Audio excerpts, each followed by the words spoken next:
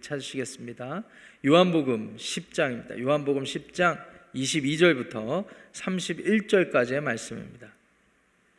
요한복음 10장 22절부터 31절까지의 말씀을 찾으시겠습니다. 다 찾으셨으면 저와 여러분들이 한 절씩 교독하고 마지막 31절은 합독하겠습니다. 22절입니다. 예루살렘에 수전절이 이르니 때는 겨울이라. 예수께서 성전한 솔로몬 행각에서 거니시니 유대인들이 애워싸고 이르되 당신이 언제까지나 우리 마음을 의혹하게 하려 하나이까? 그리스도이면 밝히 말씀하소서 하니 예수께서 대답하시되 내가 너희에게 말하였으되 믿지 아니하는도다. 내가 내 아버지의 이름으로 행하는 일들이 나를 증거하는 것이거늘 너희가 내 양이 아니므로 믿지 아니하는도다. 내 양은 내 음성을 들으며 나는 그들을 알며 그들은 나를 따르느니라. 내가 그들에게 영생을 주노니 영원히 멸망하지 아니할 것이요 또 그들을 내 손에서 빼앗을 자가 없느니라. 그들을 주신 내 아버지는 만물보다 크심에 아무도 아버지 손에서 빼앗을 수 없느니라. 나와 아버지는 하나이니라 하신대 유대인들이 다시 돌을 들어 치려 하거늘. 아멘. 하나님의 말씀입니다. 오늘날 많은 사람들에게 익숙하게 알려져 있는 종교, 우리 세계 여러 종교들 중에 우리 기독교, 천주교를 포함한 기독교라고 얘기할 수 있고 이슬람교, 그리고 불교, 이렇게 우리에게는 3대 종교로 인식되어 있죠.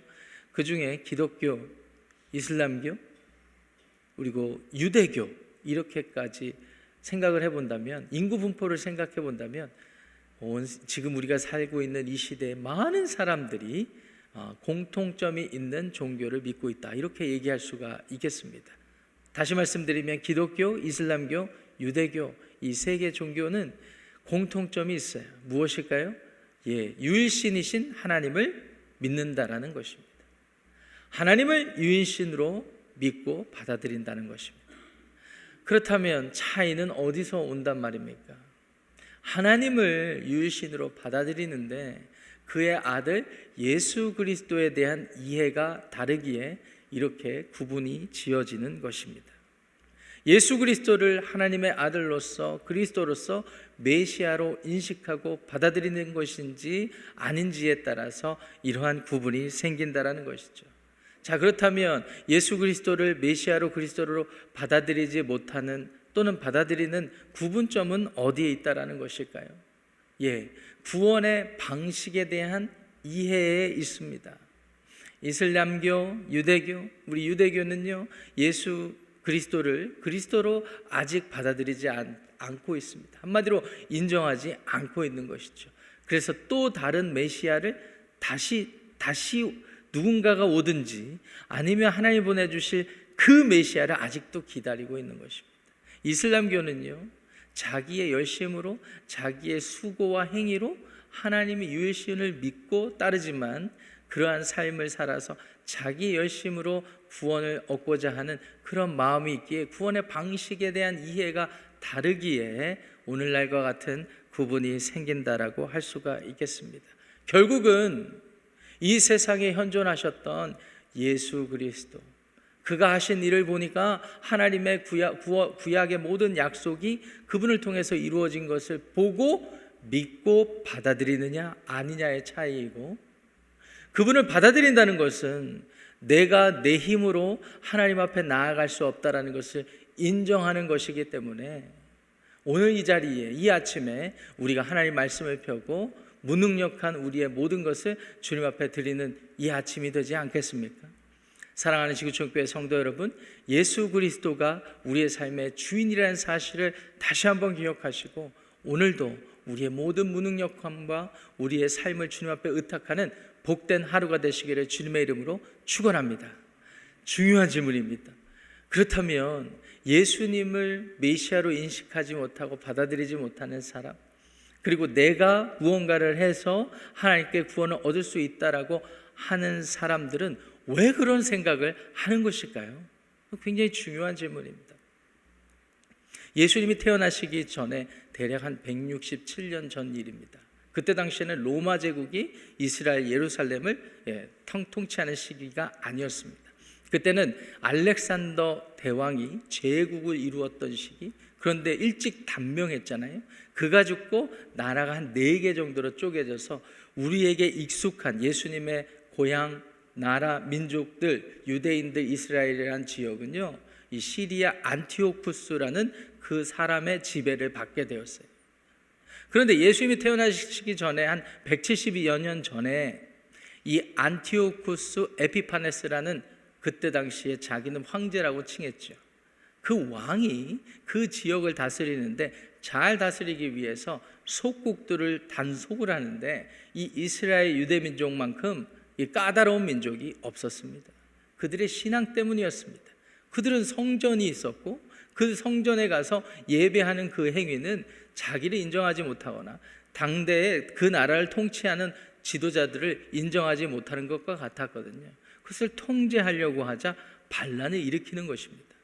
그래서 장군을 보내서 그 지역에 완전히 속국으로 삼아라, 토벌을 하라라고 그렇게 명령을 내렸죠. 이 장군이 군대를 이끌고 갔습니다. 열렬하게 저항을 하는 것입니다. 보내진 장군도 힘써 싸웠죠. 그래서 결국은 이스라엘을 정복을 하고 예루살렘 성전에 들어가 가지고 예루살렘 이스라엘 유대인들을 욕보인다고 그 하나님 앞에 제사를 드리는 그 제단 위에다가 율법에 금지된 일부로 돼지를 죽여가지고 제물을 삼아서 거기서 제사를 드리게 하고, 알렉산더 제왕 시절부터 우리 헬라 제국이 형성될 때 우리 제우스 신을 최고의 으뜸 신으로 여겼잖아요. 그 제우스 신전을 갖다 차려놓으니까 사람들이 더 반발을 해요. 그래서 마카비우스라는 유대 지도자가 군대를 조직하고 3년 내내 게릴라전을 펼쳐서 결국은 다시 예루살렘 성전과 이스라엘을 찾아오게 됩니다. 그것을 오늘날까지도 유대인들이 크게 여겨서 우리는 크리스마스 시즌이 되면 하누카, 다시 헌신했다, 다 헌신했다라는 의미의 하누카 의식 절기를 지키지 않습니까? 다시 그들의 예루살렘 성전이 욕보인 성전을 우리가 하나님을 향한 열심을 다해서 찾아왔다라는 의미에서 하누카 수전절이라는 절기로 지키게 되었습니다. 그 절기가 그때부터 시작되어서 예수님 당대에도 지켜지고 있었어요. 그 마카비우스라는 사람이 얼마나 용맹하게 이스라엘 민족들을 인도했든지 여러 가지 스토리들이 있는데 그 스토리들이 기록된 책, 우리는 외경으로 여기지만 천주교에서는 그것도 성경으로 여기는 책, 마카비서가 있습니다. 특별히 마카비서 1서에 보면은요, 그가 얼마나 용맹했는지를 자세하게 기록하고 있는데 사자처럼 용맹했다라고 되어 있습니다. 덩치도 크고요, 사자처럼 용맹해서 그가 큰 칼을 차고 나가서 싸울 때 수십 명이 그 앞에서 쓰러지는 무협지 같은 스토리가 그 마카비우스 1서의 3장에 보면 기록되어 있습니다. 그만큼 유대인들에게는요, 그는 위대한 지도자였습니다. 그만큼 유대인들에게는요, 마카비우스만큼 하나님의 메시아가 아닐 그런 캐릭터가 없었습니다. 그렇기 때문에 왜 예수님을 메시아로 그리스도로 받아들이지 못했는가라는 질문으로 돌아가 보면 사람들이 생각해오고 기대했던 모습이 아니었기 때문에, 마카비우스처럼 큰 칼을 차고 나가서 로마 제국을 전복시키거나 로마 병정들과 싸워서 이겨내지 않는 모습이었기 때문에 오늘날까지도 받아들이지 못하는 거 아닐까? 우리는 그런 생각을 해볼 필요가 있어요.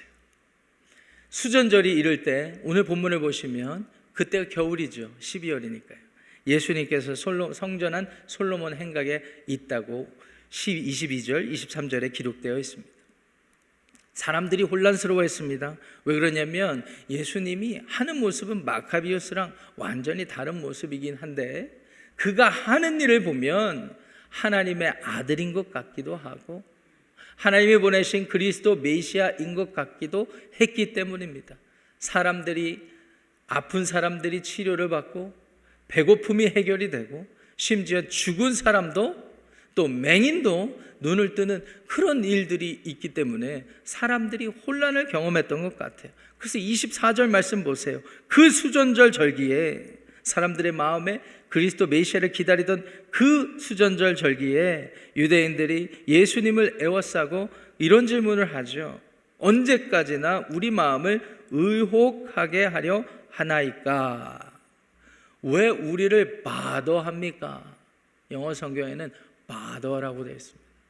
왜 우리를 바더합니까? 여러분, 왜 유대인들이 이런 말을 했을까요? 물론 이렇게 질문하는 사람들 중에 한 절반은 예수님이 스스로 하나님인 것 같이 행동하고 메시아인 것처럼 행동하는 것이 마음에 안 들었던 사람도 있었을 것입니다. 무조건 반대하는 적대적인 사람도 한 절반 있었을 것입니다. 그런데 절반의 무리는 예수님이 메시아인 것 같아서 따라다니기도 했다가 어느 날 보면 우리가 기대했던 모습이 아닌 것 같고, 자기들과 같은 동시대에 사는 사람들이 보면 자기와 같은 신앙을 갖지 않아요. 모든 사람들이 다 예수님을 인정하지 않는 것 같고, 심지어 바리새인을 비롯한 종교 지도자들도 예수님을 받아들이지 않는 것과 같은 모습을 보니까 헷갈린 거예요. 혼란스러운 거예요. 그래서 예수님, 왜 우리를 자꾸 바더하십니까? 그래서 결론으로 말하는 게 무엇입니까? 24절 하반절에 당신이 그리스도이면, 메시아이면 밝히 말씀하십시오. 분명히 밝혀서 알려주십시오. 이런 말씀을 하는 거죠. 근데 예수님께서 무엇을 말씀하십니까? 25절, 26절 굉장히 중요하니까 한 목소리로 읽어보겠습니다. 시작. 대답하시되 내가 너희에게 말하였으되 믿지 아니하는도다. 내가 내 아버지의 이름으로 행하는 일들이 나를 증거하는 것이거늘 너희가 내 양이 아니므로 믿지 아니하는도다. 정말 예수님 당신이 그리스도이십니까? 맞다면 밝히 알려주세요라는 사람들에게 예수님이 답답하셨던 것 같아요. 지금 내가 말씀의 예언의 성취자로서 온 그리스도의 일들을 하는 것을 보고 너희들이 따라왔을 텐데, 여전히 이런 질문을 하는 것은 너희가 믿지 않기 때문이다. 믿지 않기 때문입니다. 오늘날 많은 사람들이, 기독교를 배척하고 적대적인 사람들이 이 기독교 신앙에 대해서 비판하는 여러 이유 중에 맹목적이다, 아무런 근거가 없이 덮어놓고 믿는 사람들이다, 이런 비난을 하기도 하죠. 그렇게 생각하고 비난할 수가 있겠습니다. 본인들의 상식과 기대에 맞지 않기 때문이죠. 그런데 여러분, 우리 기독교 신앙은 그렇지 않습니다. 하나님께서 구약에서 약속해 주셨던 모든 약속들이 예수님을 통하여서 이루어졌다는 기록이 우리에게 있습니다. 우리는 그 기록, 성경 말씀에 의지하여서, 근거하여서 그 근거된 내용을 받아들이고 믿는 것입니다. 이것이 믿음입니다.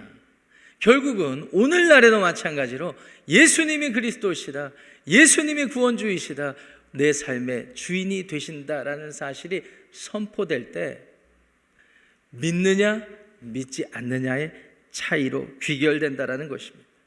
유대인들이 어떤 민족입니까? 아브라함의 자손으로서 모세율법을 지키며 매 절기 때마다 예루살렘 성전에 가서 하나님을 섬긴다라고 믿고 살아가는 사람들, 그래서 하나님의 선민이라고 여기는 사람들 아니겠습니까?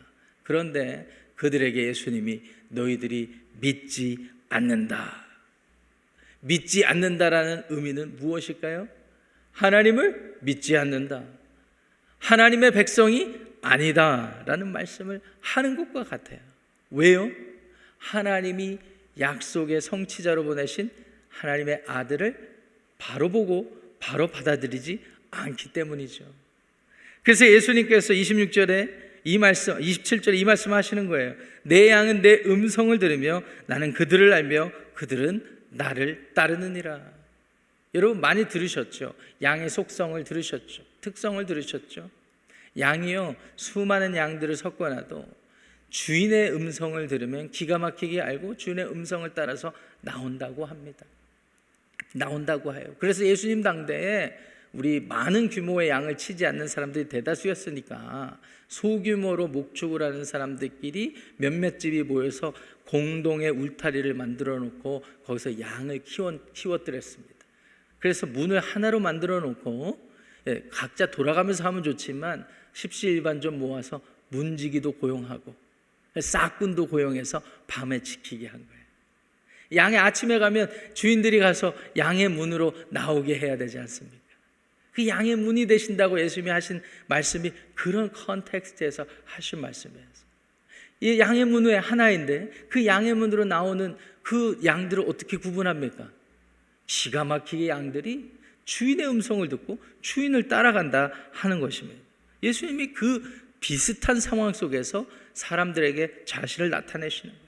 내 양은 내 음성을 듣고 나를 따르게 돼 있다. 한마디로 예수님을 믿고 따르지 않는 사람들은 아무리 유대인이라도 아무리 열심히 있어도 하나님의 자녀, 구원받은 하나님의 백성이 아니다라는 것을 말씀하는 것입니다. 28절에 보세요. 내가 그들에게 영생을 주노니 영원히 멸망하지 아니할 것이요 또 그들을 내 손에서 빼앗을 자가 없느니라. 영생을 주시는, 구원을 주시는 분이 예수님이라는 사실, 자신이라는 사실을 계시하신 것입니다. 29절은요. 그들을 주신 내 아버지는 만물보다 크심에 아무도 아버지 손에서 빼앗을 수 없느니라. 그러면서 30절에 이런 말씀을 하십니다. 나와 아버지는 하나이니라. 나와 아버지는 하나이니라. 이 말씀의 뜻은 하나님께서 뜻하시고 행하시고자 하는 것을 나는 행하러 왔고 그 뜻이 내 안에서 이루어질 것이다.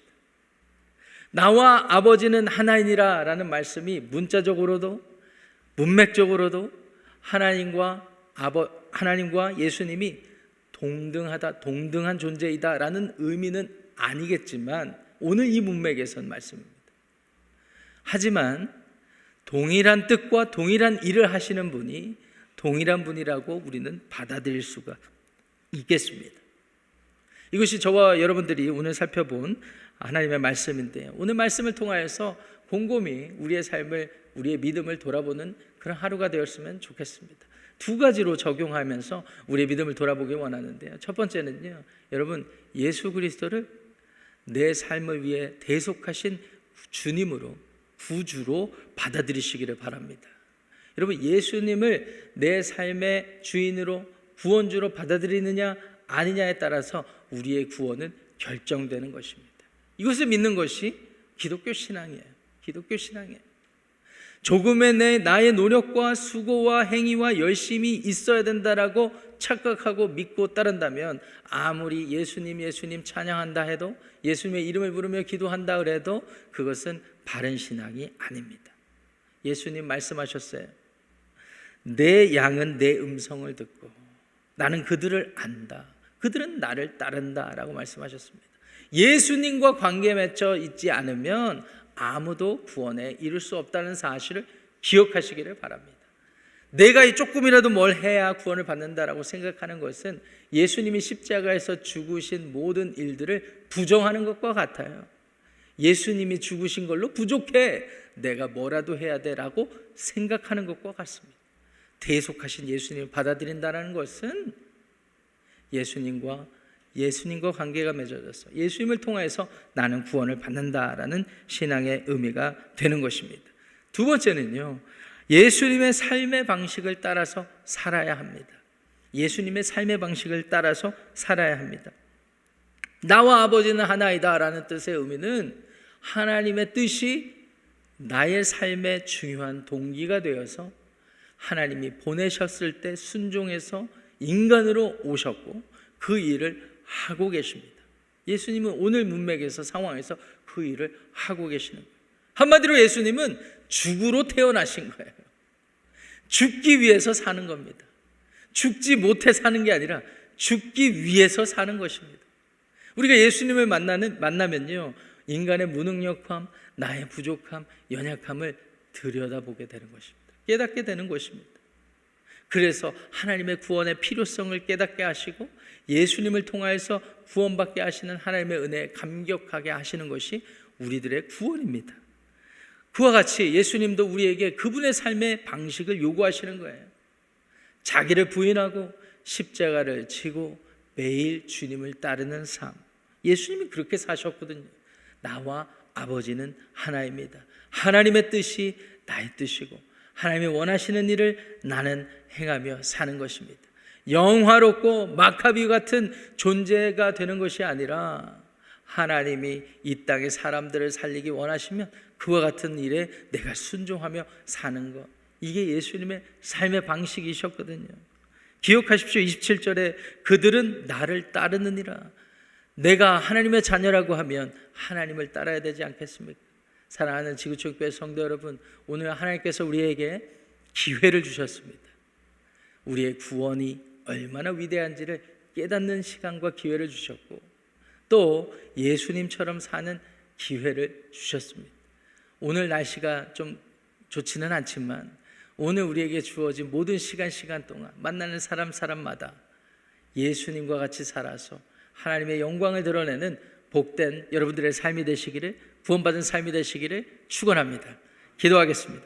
하나님 아버지, 오늘 수전절에 예수님께서 유대인들과 한 대화를 통하여서 중요한 사실을 깨닫습니다. 예수님이 중심이구나. 예수님이어야만 내가 구원을 얻을 수 있었구나 라는 사실을 다시 한번 깨닫게 됩니다. 하나님, 이 귀한 진리를 잊지 않는 우리 모든 지구촌교회 성도들 되게 하여 주옵소서. 이 세상에 존재하는 여느 종교인들과 같이 그저 우리의 행위와 열심과 정성을 다해서 사는, 그래서 내가 구원받는 것과 같은 그런 삶을 사는 것이 아니라 우리 주 예수님만 의지하고 예수님이 내 삶의 주인이시라는 사실, 예수님처럼 살아서 하나님의 영광을 드러내고 하나님의 뜻을 나타내는 복된 삶이 되게 하여 주옵소서. 예수님의 이름으로 축복하며 기도합니다. 아멘. 하늘에 계신 우리 아버지여, 이름이 거룩히 여김을 받으시오며 나라가 임하시오며 뜻이 하늘에서 이루어진 것 같이 땅에서도 이루어지이다. 오늘 우리에게 일용할 양식을 주시옵고 우리가 우리에게 죄 지은 자를 사하여 준 것 같이 우리 죄를 사하여 주시옵고 우리를 시험에 들게 하지 마시옵고 다만 악에서 구하시옵소서. 나라와 권세와 영광이 아버지께 영원히 쌓옵나이다. 아멘. 얼음비가 좀 내렸던 것 같아요. 그래서 운전하실 때, 돌아가실 때 조심하시고요. 각자 기도하고 오늘 하루를 시작하시겠습니다.